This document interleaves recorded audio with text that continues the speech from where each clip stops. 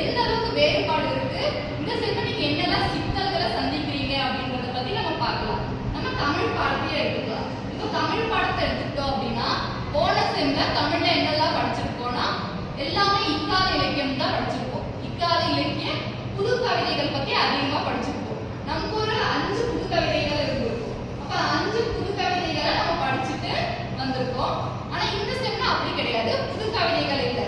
இந்த செம்ல நம்ம படிக்கிறது எல்லாமே சங்க இலக்கியங்கள், காப்பியங்கள், புராணங்கள் அப்படின்னு நம்ம பழைய இலக்கியங்களை தான் நம்ம இந்த செம்ல படிச்சுட்டு இருக்கோம். அப்போ போன செம்ல படிச்சதுக்கும் இப்ப நீங்க படிக்கிறதுக்கும் என்ன வேறுபாடுகள் இருக்கு அப்படின்னு நம்ம பார்க்கலாம். இப்போ நீங்க முதல்ல எடுத்ததுமே சிலப்பதிகாரம் படிச்சிருக்கீங்க.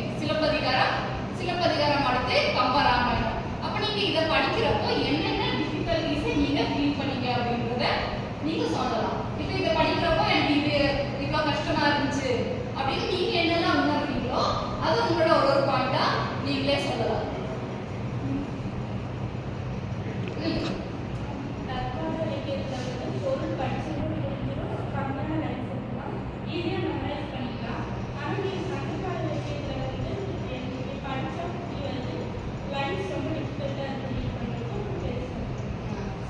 இது ஒரு நல்ல பாயிண்ட். ஏன்னா நம்ம இக்கால இலக்கியம் அப்படிங்கிறப்போ இப்போ சமகாலத்தில் இருக்கக்கூடிய அறிஞர்கள், கவிஞர்களால எழுதப்பட்டது இக்கால இலக்கியம். இப்போ நீங்க கூட எழுதலாம். அபிலாஷ் கூட இப்போ பெரிய கவிஞர் ஐடியா வந்துட்டு இருக்காரு.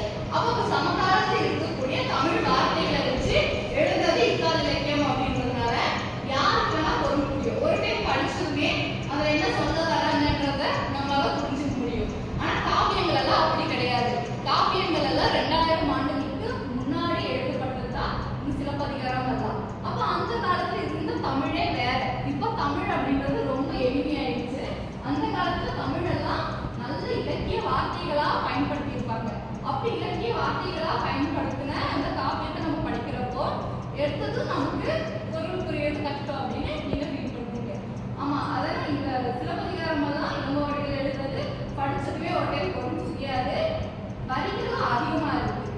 அது ஒரு கஷ்டமா இருக்கும். அப்புறம் வேற என்னெல்லாம் டிஃபிகல்டிஸ் நீங்க ஃபீல் பண்றீங்க?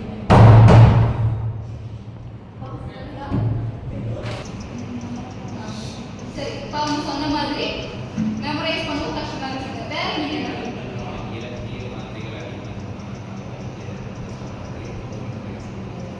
புரிஞ்சுக்க கஷ்டமா இருக்கு. இவங்க என்ன சொல்றாங்கன்னா படிக்கிறதுக்கே கஷ்டமா இருக்கு. இப்போ நம்ம கிளாஸ்ல நீங்க தமிழ் மட்டும்தான் தமிழ் லாங்குவேஜ்ல படிக்கிறீங்க, மற்றதெல்லாம் இங்கிலீஷ்ல படிக்கிறதுனால தமிழ் ஃப்ளூவெண்டா படிக்கிறது நிறைய பேருக்கு கஷ்டமா இருக்கு. அது இக்கால இலக்கியம் அப்படின்னா கூட அப்படியே படிச்சுட்டே போயிடலாம். ஆனா இந்த காப்பியங்கள் எல்லாம் உச்சரிப்பே ரொம்ப கடினமா இருக்கும். அந்த மாதிரி டிஃபிகல்டிஸ் இருக்கு அப்படின்னு ஃபீல் பண்றாங்க. ஏன்னா எடுத்துக்கோ ஒருத்தர் படிங்க அப்படின்னு சொன்னா அது நல்ல இலக்கிய வார்த்தைகளா இருக்கிறப்போ படிக்கிறதுல நமக்கு நிறைய தடுமாற்றங்கள் வரும். அப்போ நம்ம படிக்கிற கஷ்டமா இருக்கு, உச்சரிப்புக்கு எளிமையா இல்லை, வரிகளும் அதிகமா இருக்கு, இப்படின்னெல்லாம் நீங்க ஃபீல் பண்றீங்க. அப்போ இந்த மாதிரி சிக்கல்கள் எல்லாம் போகணும் அப்படின்னா சிக்கல்கள் எல்லாம் போய் எளிமையா இந்த காப்பியங்களையும் சங்க இலக்கியங்களையும் படிக்கணும் அப்படின்னு நினைச்சீங்கன்னா வேற என்னெல்லாம் தீர்வு இருக்கு? ஏன்னா இது நீங்க தான் படிக்க போறீங்க. இப்பதான் ஒரு சிஐஏ முடிஞ்சிருக்கு, இன்னும் ஒரு சிஐஏ மாடல் ஸ்ட்ரென்த் வரைக்கும் நீங்க இதைதான் படிக்க போறீங்க. காப்பியங்கள், புராணங்கள், சங்க இலக்கியங்கள் தான் உங்களுக்கு தொடர்ந்து இருக்கு. அதனால நீங்க இந்த சிக்கல் எல்லாம் போய் அடுத்த எக்ஸாம நீங்க நல்லா எழுதணும் அப்படின்னா என்னெல்லாம் தீர்வு நீங்க சொல்லலாம்? நீங்களே சொல்லலாம். சொல்லுங்க. பாஸ் பண்ணிக்கலாம்.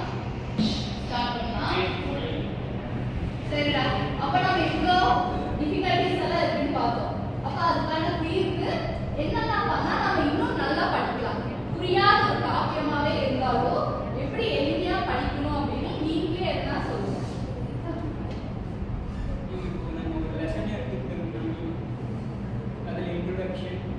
பொருள் விளக்கம் அந்த மாதிரிலாம் இருக்குது. ஸோ இப்போ பொருள் வந்து நம்ம இன்ட்ரடக்ஷன் புரிஞ்சுக்கிட்டா பொருள் புரிஞ்சுக்கிறது ஈஸிங்க. ஸோ பொருள் வந்து ரொம்ப டிஃபிகல்ட்டாக இருக்கிறதுனால அதில் ஹார்ட் வேர்ட்ஸாக இருக்கணும். ஸோ அதை வந்து மீனிங் வந்து ஒரு வேர்டுக்கு வந்து ப்ரொனன்சியேஷன் பண்ணுறது வந்து ரொம்ப கஷ்டமாக இருக்கும் சில பேருக்கு. ஸோ அதை வந்து அவங்களுக்கு தமிழ் ஈஸியாக மீனிங் வந்து சொல்லி ஒரு நல்ல ஒரு அண்டர்ஸ்டாண்டிங் வழியில் கூட்டிகிட்டு போகிறாங்க. அப்படியும் இல்லைன்னா பிபிடி மூலமா ஸ்க்ரீனில் விஷுவலைசேஷன் பண்ணி அவங்களுக்கு புரிகிற